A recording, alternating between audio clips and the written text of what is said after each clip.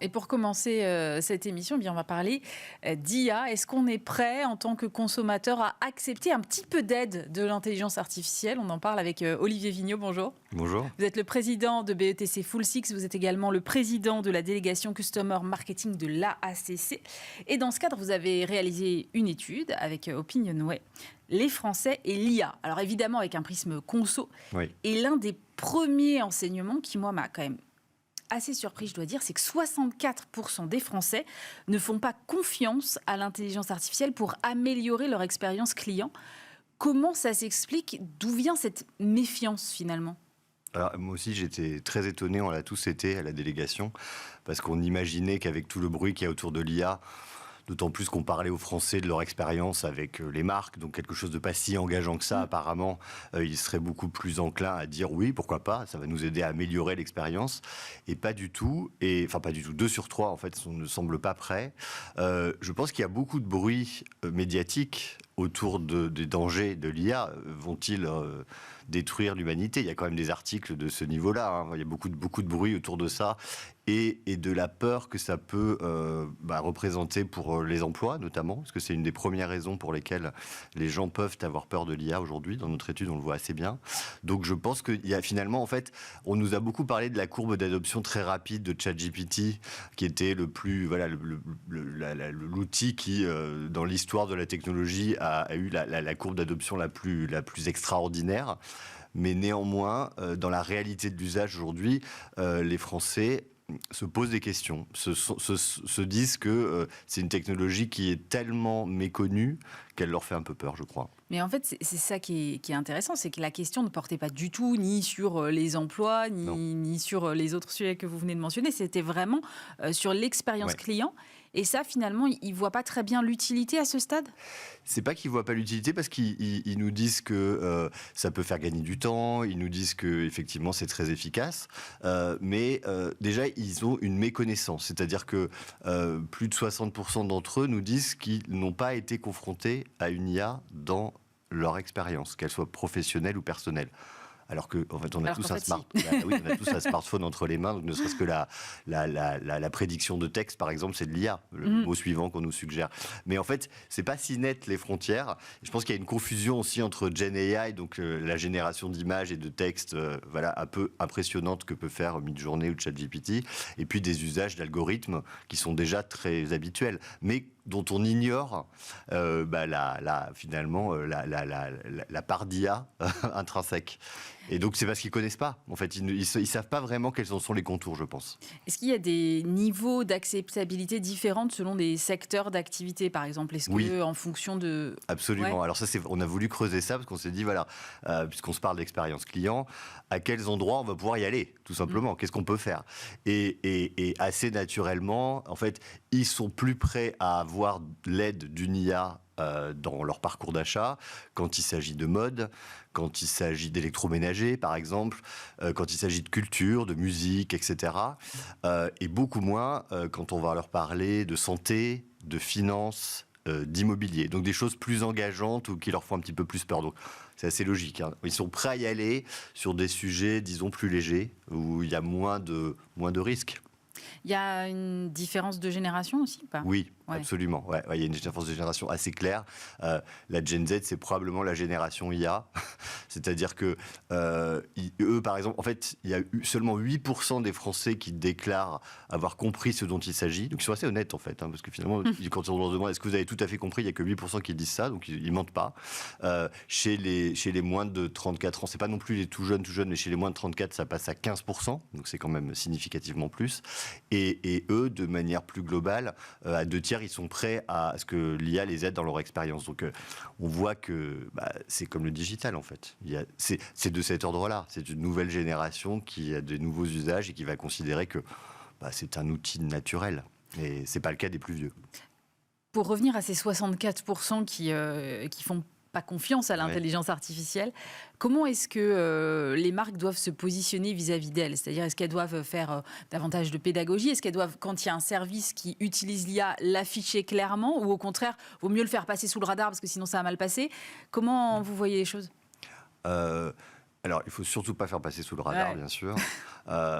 Comme dès qu'il y a une crainte, en fait, le seul levier, c'est la transparence, le seul levier, c'est la pédagogie. C'est ce que nous disent d'ailleurs les plus jeunes. Ce sont eux qui nous alertent le plus sur leurs attentes de transparence en la matière. C'est-à-dire que dès lors qu'il y a l'intervention d'un modèle de langage de type IA et qui vraiment va influer sur les choix qui peuvent être faits dans un parcours client, il faut le dire très clairement. Il faut surtout que ce soit dans un cadre où on leur dit vos données, on va les utiliser comme ci, comme ça. On ne prétend pas qu'il y a un humain alors qu'il n'y en a pas. Enfin, ce qui semble de l'évidence d'ailleurs. Oui. C'est absolument naturel de faire ça. Mais il faut l'avoir en tête parce que, en fait, comme c'est imparfait, si on se retrouve dans un environnement qui a été boosté par de l'IA et que finalement les réponses ne sont pas toujours toutes pertinentes, ce qui est forcément le cas de temps en temps, on pardonne plus quand on a dit la vérité, quand on a été clair. Et ça va être aussi d'autant plus important dans ce qui va se passer assez vite, qui va être en tout cas, c'est ma conviction, le fait de déléguer des choix de produits à une IA. C'est-à-dire que demain, finalement, pour faire les bons arbitrages financiers, si j'ai un panier de choses à acheter et que j'ai une IA qui va pouvoir, à ma place, faire tout ce qui prendra un temps fou, c'est-à-dire évaluer les différentes propositions, qualité-prix, etc., et me faire une proposition de ce qui serait le mieux pour moi, ce qui est quand même un bénéfice formidable. Il faut quand même avoir rudement confiance dans l'outil pour faire ça. Aujourd'hui, pour l'instant, les Français ne sont pas prêts à ça. À 57%, ils nous disent non, même si c'est pour alors qu'on est quand même dans une période où on fait attention à nos sous. 57%, ils nous disent non, je ne suis pas prêt à déléguer, même pour avoir un bénéfice financier significatif. Pour l'instant, je ne suis pas prêt à déléguer mes achats, mon panier à une IA, parce que je perds un peu de maîtrise. Enfin, cela dit, il y a quand même plus de 30% qui sont OK, donc c'est quand même une majorité qui n'est pas prête. Mais demain, quand on ira sur des usages de cette nature, parce que c'est sûr qu'on va vers là, il faut qu'on soit dans un environnement extrêmement rassurant. Ça veut dire que demain, par exemple, je pourrais faire mes courses en ligne et dire à l'IA OK, j'ai fait mon panier, maintenant enlève-moi ce qui n'est pas bon pour la santé, enlève-moi... Ouais. En fait, on peut la briefer.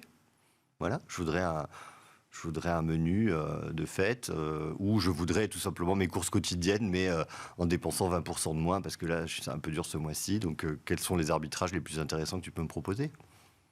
Mais ça, les Français n'en ont pas encore conscience que ça peut aller à ce niveau-là, si ? Pas complètement, non, pas complètement, puisque en fait, là, quand on leur pose la question, ils sont pas encore prêts, mais c'est quand même, on va vers là, puisque finalement, c'est une façon de faire des arbitrages dans un panier, dans un champ de possibles, donc c'est tout à fait atteignable. La question, c'est l'usage qui va être fait par les gens de plus en plus d'outils conversationnels qui vont les familiariser avec ça. C'est encore très rare en fait. Il y a beaucoup de communication, mais il n'y a pas tant de marques qui ont mis entre les mains aujourd'hui des outils qui soient vraiment performants. Donc c'est ChatGPT en fait la référence. Et je crois qu'aujourd'hui il n'y a que 30% des Français qui l'ont essayé. C'est beaucoup, mais bon. C'est déjà pas mal. Ça fait quand même 70% qui ont pas tenté. Donc dès lors que, comme c'est quand même assez exceptionnel quand on les utilise, ils vont commencer à réaliser en fait que effectivement c'est une aide précieuse. Je pense qu'il faut qu'il y ait quelques marques très rassurantes, très référentes qui vont faire ce travail d'éducation et qui vont montrer que oui, finalement c'est jamais qu'un outil très performant qui va m'accompagner et dont je n'ai pas à avoir peur. Vous parliez tout à l'heure de la Gen Z qui, en quelque sorte, demande des garanties, notamment sur les données. Est-ce qu'il y a d'autres exigences ? Est-ce que, par exemple, ça va jusqu'à demander une technologie française derrière ou on ne va pas jusque-là encore pour l'instant ? Alors, on n'avait pas abordé C'était une bonne question, on aurait dû la poser. Est-ce que vous seriez rassuré par une technologie française ou européenne ? En fait, je pense que les gens sont tellement habitués à ce que ces outils technologiques qui nous entourent et qui s'appellent les GAFAM ne soient pas ni français ni européens, que je pense que, en fait, ce qui compte surtout, c'est l'usage.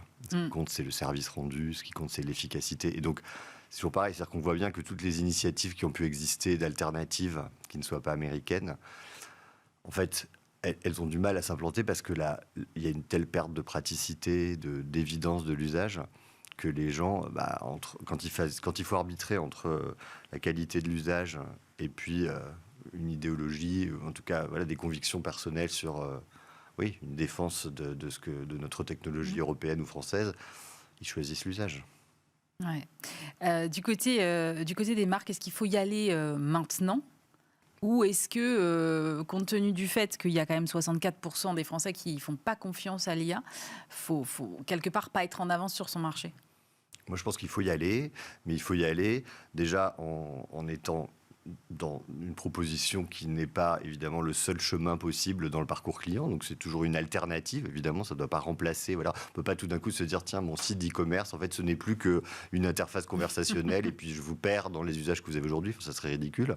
Mais en revanche, je pense qu'il faut y aller parce qu'en fait, il faut tester et il faut voir aussi comment les différents publics des différentes marques expriment leurs attentes, montrent aussi les limites de l'outil, parce qu'en fait, il y a quand même aussi, je parlais des emplois, mais il y a aussi une autre limite importante qui est la perte de la chaleur des relations humaines, ce qui est aussi très évident, mais ça ressort très nettement aussi dans l'étude, sans surprise. Et donc ça veut dire que, en fait, il faut probablement trouver, toujours comme toujours, un usage de ces outils qui soit au service de quelque chose à la fin qui soit plus humain, donc qui donne du pouvoir aux vendeurs, qui donnent du pouvoir aux marques à travers les gens, les vivants, les humains qui l'incarnent, de donner une meilleure expérience, mais en aucun cas se substituer à eux. Et il y a des endroits où ça va être de la substitution, parce que c'est tellement pratique et efficace, mais il faut quand même qu'on trouve une place à l'humain là-dedans, parce qu'en fait, ça, c'est une des grandes peurs. Donc ça veut dire qu'il faut le faire, oui, mais en trouvant finalement, en testant, je pense, la manière d'utiliser l'IA pour qu'elle se mette le plus possible au service de l'humain. C'est ça probablement la voie maîtresse. Merci beaucoup Olivier Vigneault. Je rappelle que c'est le président de BETC Full Six et président de la délégation Customer Marketing de la HEC. Merci.